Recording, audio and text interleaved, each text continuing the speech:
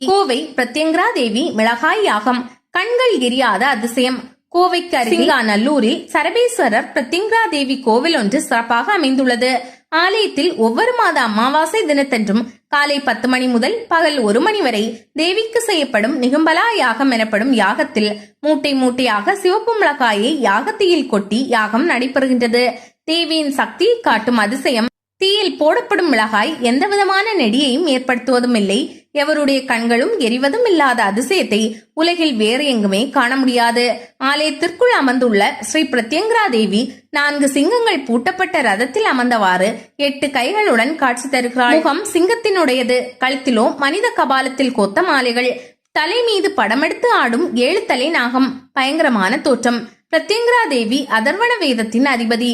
சன்னதியின் நுழைவு வாயிலில் அவளுக்கு வலதுபுறம் மிகப்பெரிய சரபேஸ்வரர் மற்றும் அகஸ்தியர், இடதுபுறம் 2 ரிஷிகளான பிரத்யங்கரா மற்றும் ஆங்கிரசர் போன்றவர்கள் என அவர்களின் உருவம் அந்த சுவற்றில் பதிக்கப்பட்டு உள்ள தாமிரத்தட்டில் காணப்படுகின்றது.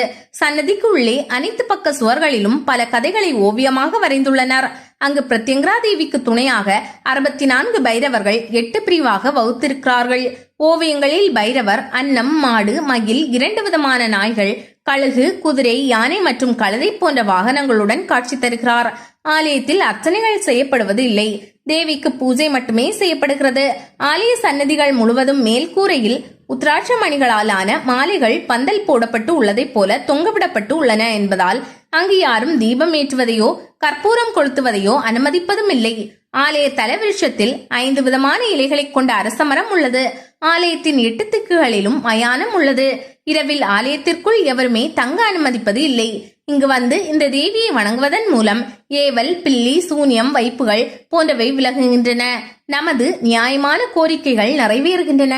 பூர்வ ஜென்ம பாவங்கள் விலகுகின்றன. நமக்கு தொல்லை தருபவர்களின் எண்ணம் நிறைவேறாது.